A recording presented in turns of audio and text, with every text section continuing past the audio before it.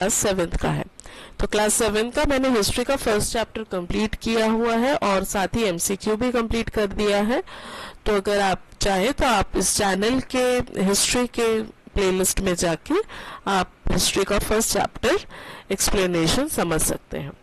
तो अब हम बढ़ते हैं ज्योग्राफी का पहला चैप्टर जो कि है एनवायरनमेंट। अब ये एनवायरनमेंट हमारे आसपास में जो भी कुछ है, चाहे वो लिविंग हो नॉन लिविंग हो, इन सब चीजों को मिला के हमारे आसपास का एनवायरनमेंट होता है।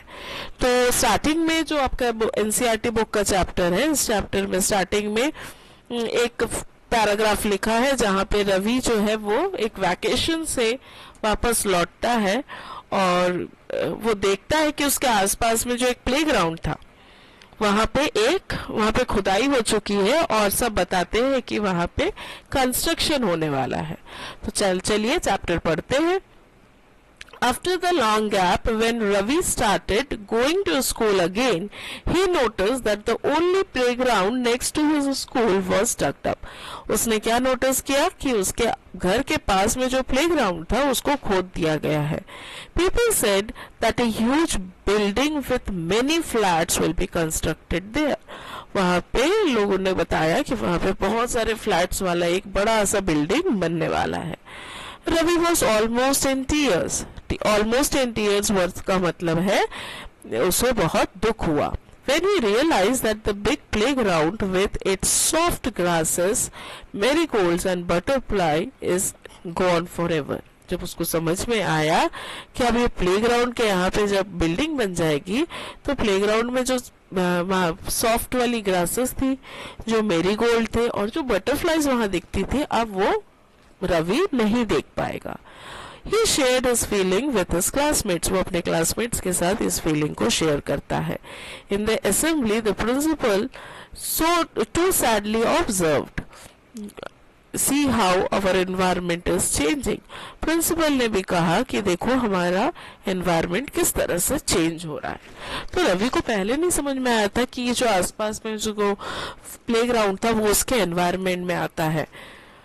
जब प्रिंसिपल ने कहा कि अवर एनवायरनमेंट इज चेंजिंग तो रवि ने टीचर को पूछा व्हाट इज एनवायरनमेंट।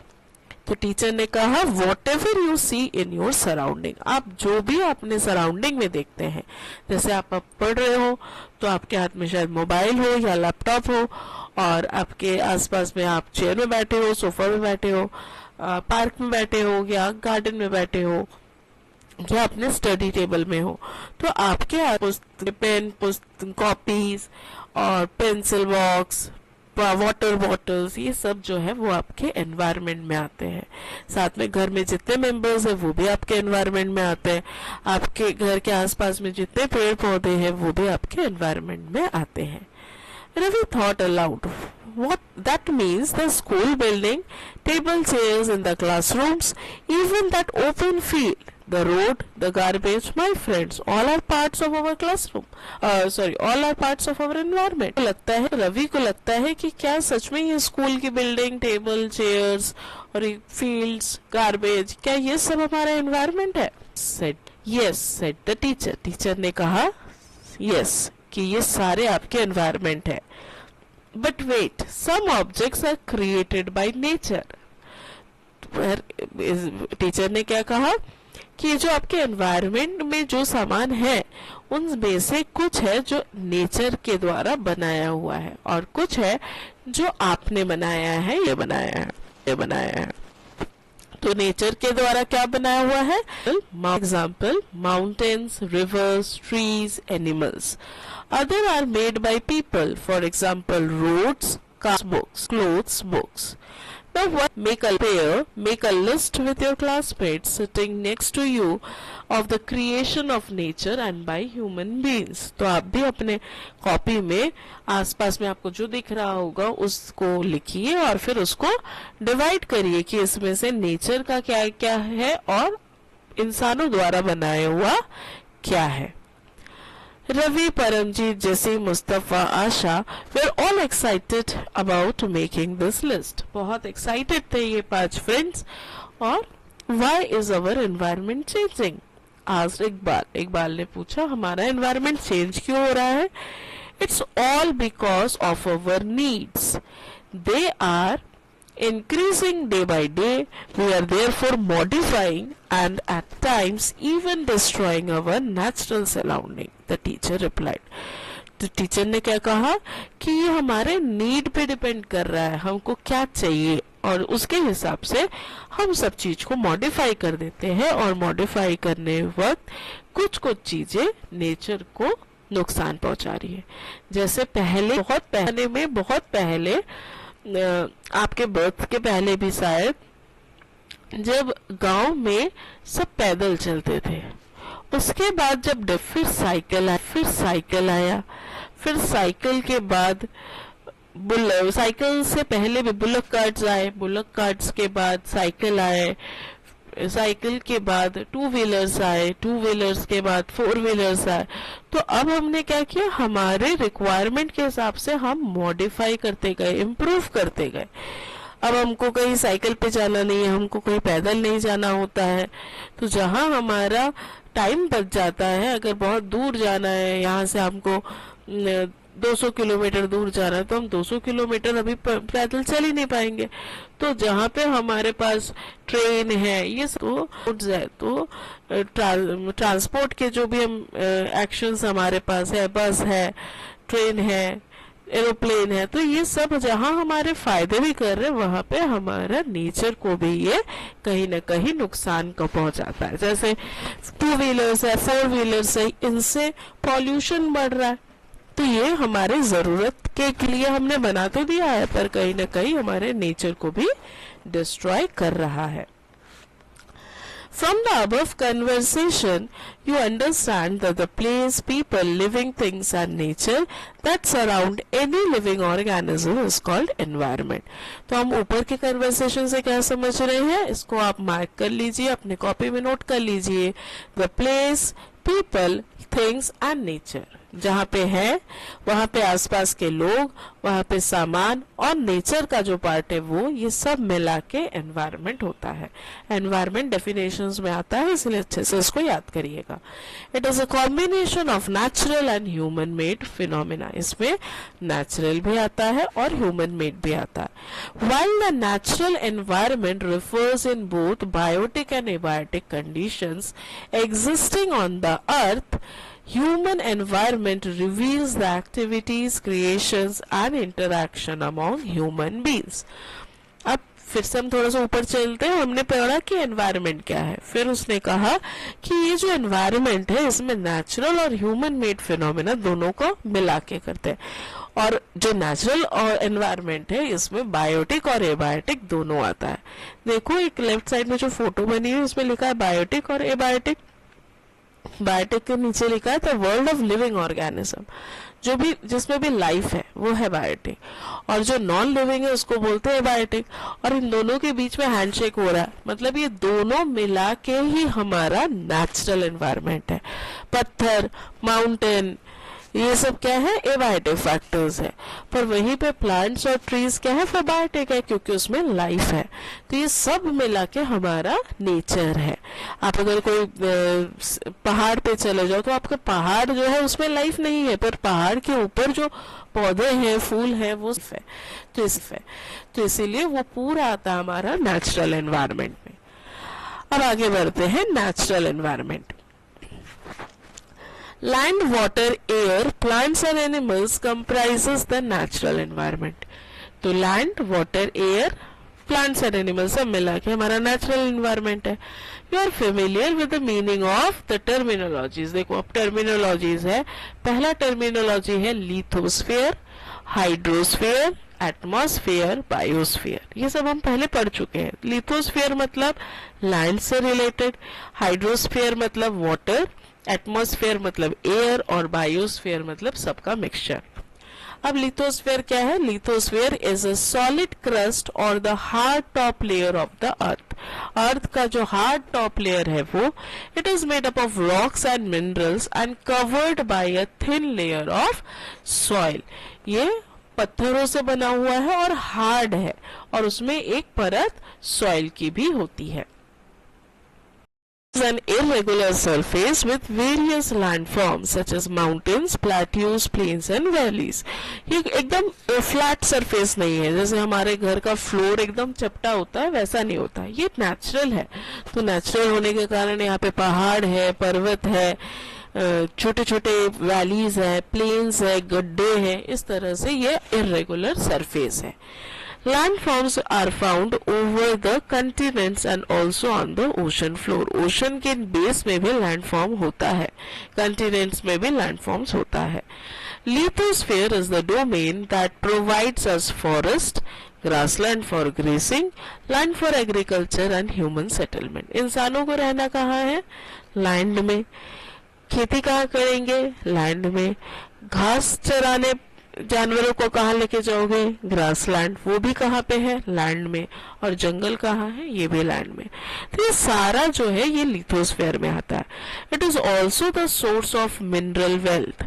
जो हमारे मिनरल्स है वो भी कहाँ से आते हैं? लैंड को खोदने पे ही मिलता है। तो ये सारा ट्रेजर है कौन? लिथोस्फीयर। ये डायग्राम देखिए, ये डोमेन्स ऑफ एनवायरनमेंट है। पानी को हम हाइड्रोस्फीयर बोलते हैं, हवा को हम एटमॉस्फेयर बोल रहे हैं, लैंड को हम लिथोस्फीयर बोल रहे हैं, और पूरे का कॉम्बिनेशन है जहाँ पे एटमॉस्फेयर, हाइड्रोस्फीयर, लिथोस्फीयर एक साथ कंट्रीब्यूट करता है, उसको हम बोलते हैं biosphere. The domain of water is referred to as hydrosphere. पानी का डोमेन को हम हाइड्रोस्फीयर बोल रहे हैं। It comprises various sources of water and different types of water bodies. सारे sources of water जैसे आइस हो गया, ग्लेशियर्स हो गया, रिवर्स, लेक, ओशन, सीज, ये सारे जो वाटर सोर्सेज है ये सब क्या हो जाएंगे? हाइड्रोस्फीयर में आएंगे। और ये बहुत इम्पोर्टेंट है क्योंकि हम सो के उठते हैं तब से हमारा हर एक एक्टिविटीज में, सुबह उठ के ब्रश करोगे पानी चाहिए, पानी पियोगे पानी चाहिए, नहाना है पानी चाहिए, बर्तन धोना है पानी चाहिए, हर चीज में हमको पानी चाहिए। और बिन हमारे सारे काम में पानी चाहिए, मतलब पानी बहुत इम्पोर्टेंट है, इसीलिए हमें कभी भी पानी को वेस्ट नहीं करना चाहिए, पानी को रीयूज करना चाहिए।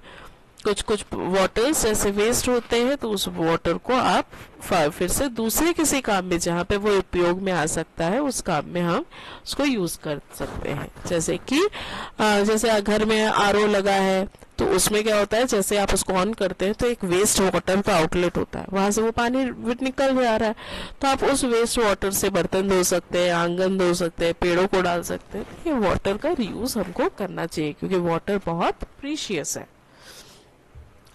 The atmosphere is the thin layer of air that surround the earth. Atmosphere क्या है? एक पतला सा लेयर है जो कि अर्थ को सराउंड करके रखा है। The gravitational force of the earth hold the atmosphere around it. Gravitational force क्या होता है? पूरे अर्थ के बीच में एक मैग्नेटिक एक्शन जैसा काम करता है। जैसे दो मैग्नेट रखेंगे तो एक एक दूसरे को खींचता है, वैसे अर्थ के अंदर भी एक मैग्नेटिक वे में काम करने वाला सोर्स होता है जिसको हम बोलते हैं ग्रेविटेशन। तो ग्रेविटेशन के कारण सब चीज अर्थ के ऊपर रहता है, हम बैठे हैं हम गिर नहीं जाते क्योंकि ग्रेविटेशनल पुल है। तो उसी तरह से उस ग्रेविटेशन के कारण हमारे अर्थ के आसपास में क्या है? एटमॉस्फेयर है। It protect us from the harmful rays and scorching heat of the sun. और सन के रेज को इस एटमॉस्फेयर से पेनिट्रेट होके हम तक पहुंचना होता है। इसलिए जो आप धूप में खड़े होते हो तो आपको बहुत गर्मी लगती है, पर वो गर्मी भी बहुत कम लगती है क्योंकि उस दूर सन से जो रेडिएशंस आ रहे हैं वो पूरा एटमॉस्फेयर को क्रॉस करते हुए आप तक पहुंचता है। और अगर इस एटमॉस्फेयर में होल हो जाए तो वहां से क्या होगा? सन रेज डायरेक्ट आ जाएंगे, और सन रेज डायरेक्ट आ गए तो क्या होगा? हमारे स्किन में डैमेज हो सकता है। It consists of number of gases, dust and water vapor. तो हमारा जो environment है उस atmosphere में dust होता है, gases होता है, water vapor होता है। The changes in the atmosphere produces changes in the weather and climate. तो जो weather और climate है ये पूरा हमारा atmosphere के change होने से weather और climate भी change हो जाएगा। Ecosystem किसको बोल रहे हैं? देखो ग्लॉसरी में दिया है, it is the system formed by the interaction of all living organisms with each other and with the physical and chemical factor of the environment in which they live, all linked by transfer of energy and material. तो जो ecosystem है इसमें living, physical, environment, chemical, ये सब चीज आ जाएगा. फिर आते हैं what is ecosystem. At an NSS camp that Ravi's class was attending, Jesse exclaimed, "What a heavy downpour! It reminds me of my home in Kerala." उसने बारिश को देखा और उसको याद आया कि उसका घर जो है केरला में, उसी की याद आने लगी. You should come and see how it pours and pours and pours over the lush green fields and coconut plantation. Kerala जो भी बहुत ज्यादा ग्रीनरी है, तो वहाँ पे उसको याद आया कि जैसे को कि किस तरह से वहाँ पे कोकोनट प्लांटेशन था और वहाँ पे बारिश होती थी तो कैसा लगता था. Heera for Jaisalmer exclaimed, "We get no rains." Jaisalmer जो कि बहुत हॉट एरिया है, वहाँ पे बारिश बहुत कम होती है. "We see only kicker and sand." और उसको क्या दिखता था? केकर और sand as far as the eye sees. आप अगर जैसलमेर के एरिया में जाए तो वहाँ पे आपको बहुत सैंड ड्यूज मिलेगा, वहाँ पे बारिश बहुत कम होती है. But you also find camel, said Ravi. Ravi ने कहा कि तुमको वहाँ एनिमल में कैमल तो दिखता है. हीरा said, "Not just camel. If you visit our desert, we will see snakes, lizards and many insects too." उसने कहा कि अगर आप डेजर्ट्स में जाओगे आपको स्नेक, लिजार्ड और बहुत सारे इंसेक्ट्स मिलेंगे. Ravi wonder, why do the animal, the vegetation and the way people live vary from place to place? Are we related to each other? Ravi को लगा अच्छा, जहाँ पे वेजिटेशन चेंज होगी, वेजिटेशन मतलब पेड़ पौधे, अगर अलग अलग जगह पे अलग अलग तरह के पेड़ उग रहे हैं तो क्या वहाँ उसका कोई रिलेशन है उस जगह पे मिलने वाले एनिमल से? Oh yes, very much. So the teacher replied. तो टीचर ने कहा कि हाँ, बहुत ज्यादा रिलेटेड है. कौन? एनवायरमेंट और उसमें जो वेजिटेशन है उसके हिसाब से कौन सा एनिमल वहाँ पे रह सकता है. All plants, animals and human beings depend on their immediate surrounding. हम लोग सब immediate surrounding पे dependent हैं. Often they are also interdependent of each other. और बहुत बार ये एक दूसरे पे interdependent भी होते हैं. Interdependent मतलब एक दूसरे के ऊपर निर्भर होना. This relation between the living as well as the relation between the organism and the surrounding forms an ecosystem. इसलिए ये एक इकोसिस्टम बनाते हैं. There could be an ecosystem of large rainforest, grassland, desert, mountains, lakes, rivers, ocean and even a small pond. हर एक जगह का एक ecosystem होता है. जैसे आपके घर का एटमॉस्फेयर होता है, वैसे कोई भी एक आप जंगल में चले जाए तो उस जंगल में एक स्पेसिफिक वैरायटी के प्लांट, एक स्पेसिफिक वैरायटी के एनिमल्स ही दिखेंगे आपको. Do you think the park in which Ravi's and his friends played formed an ecosystem? तो आप बताइए क्या रवि का जो और उसके घर के बाजू में जो प्लेग्राउंड था, क्या वो इकोसिस्टम है? बिल्कुल है, क्योंकि वहाँ पे मेरीगोल्ड का प्लांट्स था, वहाँ पे घास थी, वहाँ पे बटरफ्लाईज थी. तो ये सब मिला के क्या हो जाएगा? इकोसिस्टम. अब थोड़ा सा डू यू नो पढ़ लेते हैं. डू यू नो में लिखा है, the 5th June every year the world environment day is celebrated. तो 5th जून, अभी अप्रैल चल रहा है, तो आपके जून में 5th जून में आपको क्या सेलिब्रेट करना चाहिए? World environment day. फिर एक वर्ड आता है बार्टर सिस्टम. बार्टर सिस्टम होता है जहाँ पे हम एक दूसरे से एक्सचेंज करते हैं सामानों को, पर वहाँ पे कोई पैसे के लेन देन नहीं होता है. पहले के जमाने में सब एक ही तरह के प्लांट्स लगाते थे अपने अपने घर में. एक जन अगर आलू लगाया तो एक जन प्याज लगाएगा, एक जन टमाटर लगाएगा. तो एक जन अपने आलू को देके दूसरे से टमाटर ले सकता था. उसको बोलते हैं बार्टर सिस्टम. यहाँ पे तुम मेरा वाले घर का ले लो और मैं तुम्हारे घर का ले लेते हैं. तो ये एक्सचेंज है, ना कि पैसे का लेन देन है. अब हम जैसे शॉप में जाके पैसा देके खरीदते हैं, ये बार्टर सिस्टम नहीं है. लास्ट पार्ट में पहुंचते हैं, वो है human environment. Human beings interact with the environment and modified it according to their need. अभी हमने कहा थोड़ी देर पहले कि पहले से पैदल जाते थे, पर उसके बाद तकलीफ होने लगी तो साइकिल आया, फिर साइकिल में भी तकलीफ होने लगी तो गाड़ी आ गया. Early human adapted themselves to the natural surrounding. They led a simple life and fulfilled their requirement from the nature around them. पहले के ज़माने में जो बहुत सिंपल लाइफ जीते थे, अभी के जैसा नहीं होता था कि एसी चाहिए, टीवी चाहिए, फ्रिज चाहिए. पहले ऐसा नहीं चलता था. पहले बहुत सुकून था, कोई टीवी का झंझट नहीं था, ना मोबाइल फोन्स थे. तो हम नेचर के बहुत पास थे और नेचर से, पेड़ से फ्रूट्स तोड़ते थे, खाते थे. आप अपने मम्मी से, दादा दादी से बात करेंगे तो आपको पता चलेगा कि उनके जनरेशन में ये बहुत ज़्यादा होता था. With time needs grew and become more varied, humans learn new ways to use and change environment. Human धीरे धीरे सीखने लगा, टेक्नोलॉजी उसमें आने लगी. They learn to grow crops, domesticate animals and lead a settled life. वो अपने आप को सेटल करने के लिए अपने आसपास में सब उसके रिक्वायर्ड के क्रॉप्स, उसको अगर दूध पीना है तो फिर एक गाय रख लिया, ऐसे इस तरह से वो अपने आसपास में सब चीज को सेटल करने लगा. The wheel was invented, surplus food was produced, barter system emerged, trade started, and commerce developed. In industrial revolution enabled large scale production. जब इंडस्ट्रीज आने लगे तब बहुत ज़्यादा प्रोडक्शन होने लगा. Transportation become faster. Information revolutions made communication easier and speedy across the world. Transportation भी fast होने लगा, इंफॉर्मेशन भी इधर उधर दूर दूर तक सबसे फास्ट स्पीड में पहुंचने लगा. अभी जैसे आप मोबाइल पे गूगल में कुछ भी टाइप करो आपको बहुत सारे इंफॉर्मेशन आ जाएंगे, तो पहले ऐसा नहीं हुआ करता था.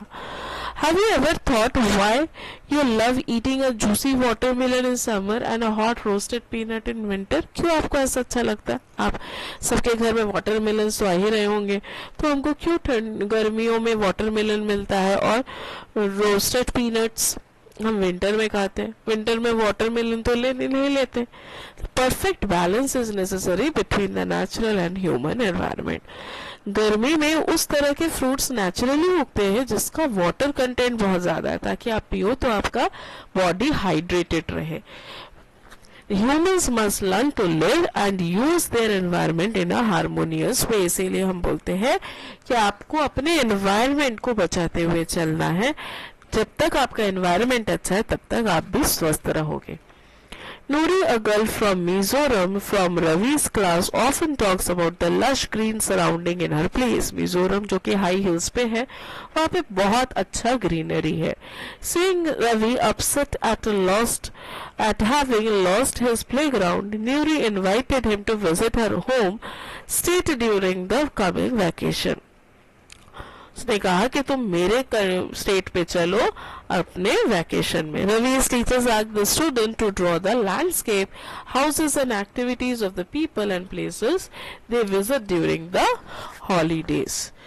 तो ये था हमारा एनवायरनमेंट का चैप्टर. अब हम इससे रिलेटेड कुछ क्वेश्चंस करेंगे, वो हम कल करेंगे. आप आज इस पूरे चैप्टर को अच्छे से पढ़ लीजिए और पढ़ने के बाद आपको अगर कुछ डाउट हो रहा है तो आप बिल्कुल कमेंट्स में लिख दीजिए कि हमको ये समझ में नहीं आया है. आपके बुक का पेज नंबर लिख दीजिएगा और उसी के अकॉर्डिंग मैं आपके डाउट्स क्लियर कर दूंगी. ठीक है, तो इस चैप्टर को आप एक बार रीड करिए और आप बिल्कुल कमेंट सेक्शन में अपना नाम और अपना जगह लिखिएगा, ताकि मुझे भी पता चले कि आप कहाँ से मेरे वीडियो को देख रहे हैं. Thank you, take care, bye bye.